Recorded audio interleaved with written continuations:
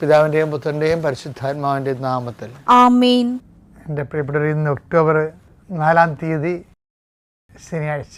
അമ്മേ പരിശുദ്ധമേ, അമ്മേ പരിശുദ്ധമേ, ദൈവമാതാവേ, കൃപാസനത്തിലൂടെ ഞങ്ങൾക്കും ഞങ്ങളുടെ ദേശത്തിനും അമ്മ മധ്യസ്ഥം തേടി തന്ന എല്ലാ അനുഗ്രഹങ്ങൾക്കും കൃപകൾക്കും ഞങ്ങളിപ്പോൾ ഹൃദയം നിറഞ്ഞ നന്ദി പറയുന്നു. അമ്മേ പരിശുദ്ധമേ, അമ്മേ പരിശുദ്ധമേ, ദൈവമാതാവേ, 2004 ഡിസംബർ 7-ാം തീയതി ഉച്ചകഴിഞ്ഞ് 2:30 കൃപാസനത്തിൽ സംഭവിച്ച അമ്മയുടെ പ്രത്യക്ഷപ്പെടലിനെ കുറിച്ച് തിരുസഭയ്ക്ക് സമർപ്പിച്ചിരിക്കുന്ന പഠനരേഖകളുടെ മേൽ സഭാത്മകമായ പഠനം ആരംഭിക്കുവാൻ ഞങ്ങൾ പ്രാർത്ഥിക്കുന്നു.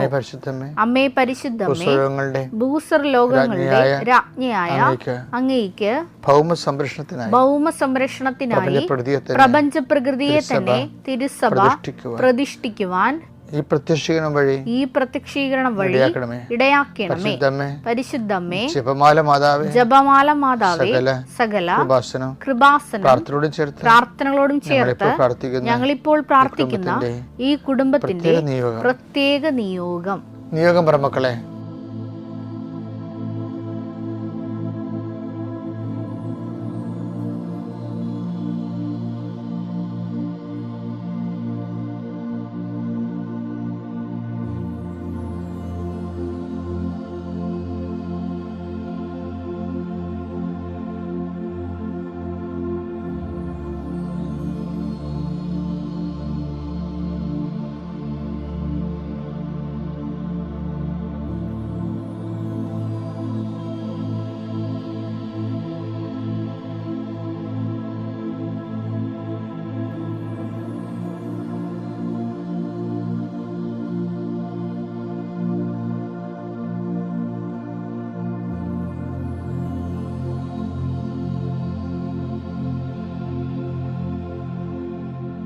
അമ്മയുടെ പ്രത്യക്ഷീകരണത്തിന്റെ ഈ അനുഗ്രഹവേളയിൽ ഞങ്ങൾക്ക് സാധിച്ചു തരുവാൻ കനിയണമേ.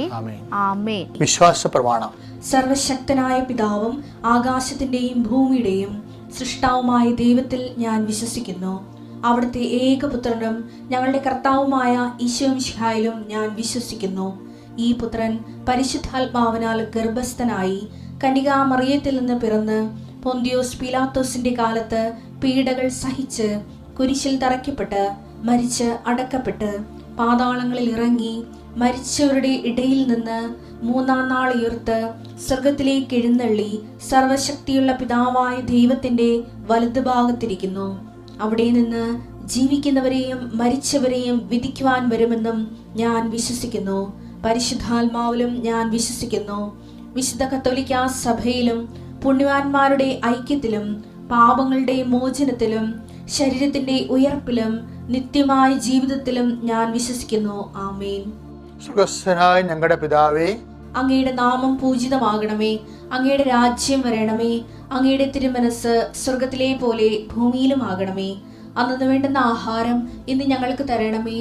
ഞങ്ങളോട് തെറ്റ് ചെയ്യുന്നവരോട് ഞങ്ങൾ ക്ഷമിക്കുന്നത് പോലെ ഞങ്ങളുടെ തെറ്റുകൾ ഞങ്ങളോടും ക്ഷമിക്കണമേ. ഞങ്ങളെ പ്രലോഭനത്തിൽ ഉൾപ്പെടുത്തരുതേ, തിന്മയിൽ ഞങ്ങൾ രക്ഷിക്കണമേ. ആമേൻ. നന്മ നിറഞ്ഞ മറിയമേ, സ്വസ്തി. കർത്താവ് അങ്ങയുടെ കൂടെ സ്ത്രീകളിൽ അങ്ങ് അനുഗ്രഹിക്കപ്പെട്ടവളാകുന്നു. അങ്ങയുടെ ഉദരത്തിൻ ഫലമായി ഈശോ അനുഗ്രഹിക്കപ്പെട്ടവനാകുന്നു.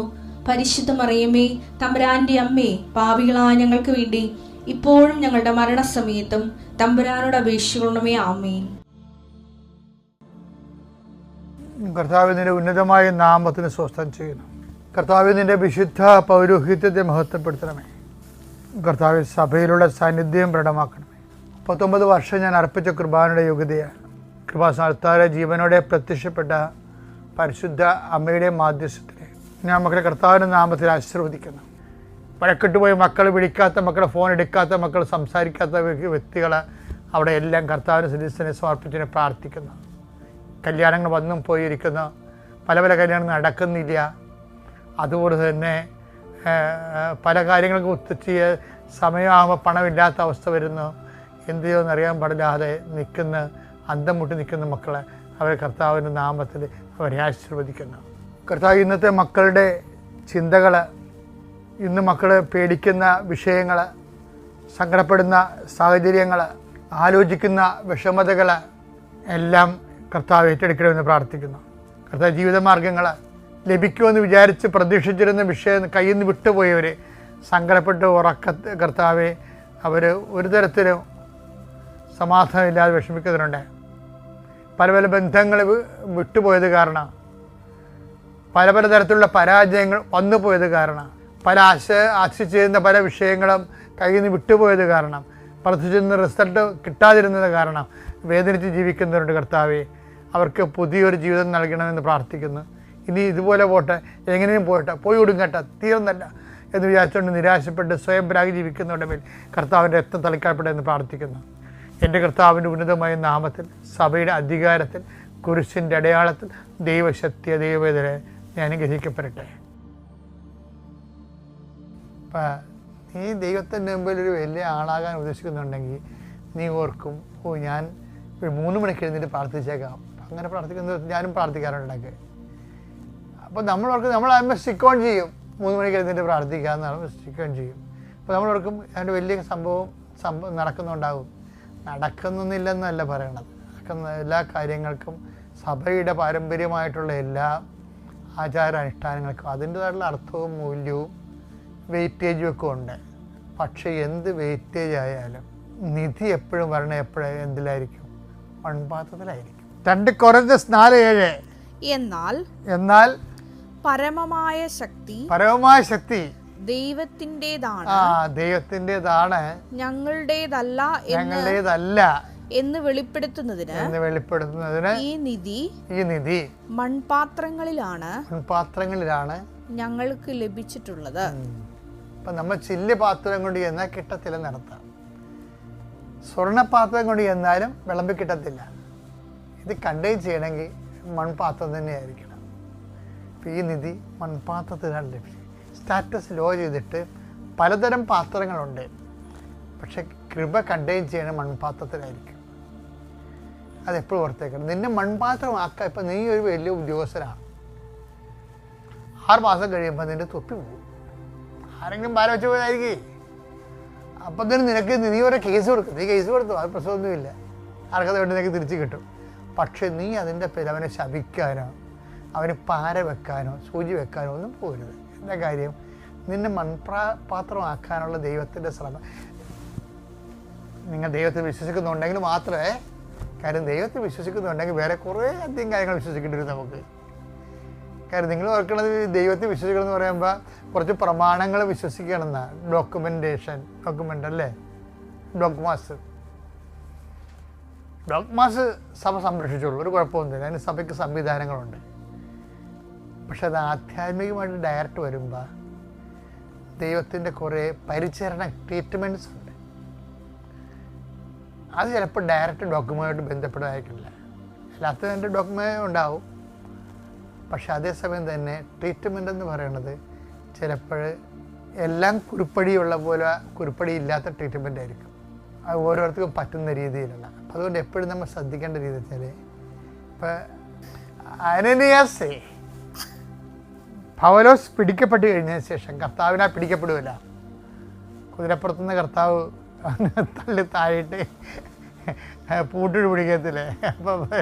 അപ്പം എന്നിട്ട് അനനിയാസിൻ്റെ കൊടുക്കുവരെ കൈ ഏൽപ്പിച്ച് കൊടുക്കും.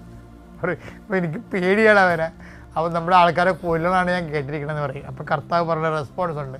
അപ്പോസ്തല പ്രവർത്തനം 9:15 കർത്താവ് അവനോട് പറഞ്ഞു, നീ പോവുക, വിജാതീയരുടെയും രാജാക്കന്മാരുടെയും ഇസ്രായേൽ മക്കളുടെയും മുമ്പിൽ എന്റെ നാമം വഹിക്കാൻ തെരഞ്ഞെടുക്കപ്പെട്ട പാത്രമാണ്.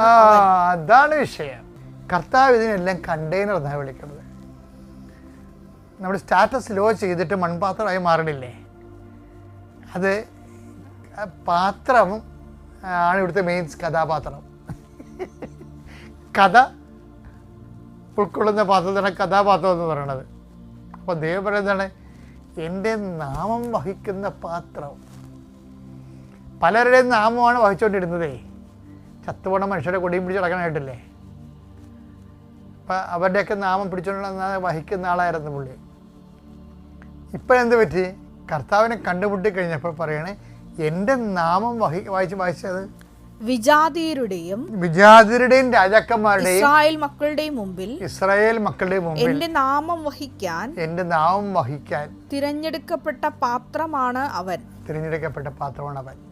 പൗലോസ് പറയും, ഞാൻ പാത്രമാണ്, പക്ഷെ സ്വർണ്ണപാത്രമൊന്നുമല്ല. പിന്നെന്താണ്? ഞാൻ മൺപാത്രമാണെന്ന് പറയും. മൺപാത്രമാണ്. എന്താണ്? ഈ സ്വർണ്ണപാത്രമായിരുന്നു പുള്ളി. അതിൻ്റെ സ്റ്റാറ്റസ് ലോ ചെയ്ത് മൺപാത്രമായി മാറി. മൺപാത്രമാകുമ്പോൾ എന്ത് പറ്റി? കർത്താവിൻ്റെ നാമം വഹിക്കും. അപ്പം നമ്മൾ സൂക്ഷിച്ച് കൊണ്ടുപോകും. സ്വർണ്ണപാത്രം താഴെ വിടാൻ ചലക്കേ ഉള്ളൂ, മൺപാത്രം താഴെ വിടാൻ ഉണ്ടാകത്തില്ല. അതാണ് മൺപാത്രത്തിൻ്റെ കുഴപ്പം, താഴെ വിടാൻ ഉണ്ടാകത്തില്ല. അതുകൊണ്ട് സൂക്ഷ്മത ഒരു വലിയ വിഷയമാണ്. കർത്താവിൻ്റെ നാമം വഹിക്കുന്നവർക്കെല്ലാം ഒരു സൂക്ഷ്മത ഉണ്ടാകും.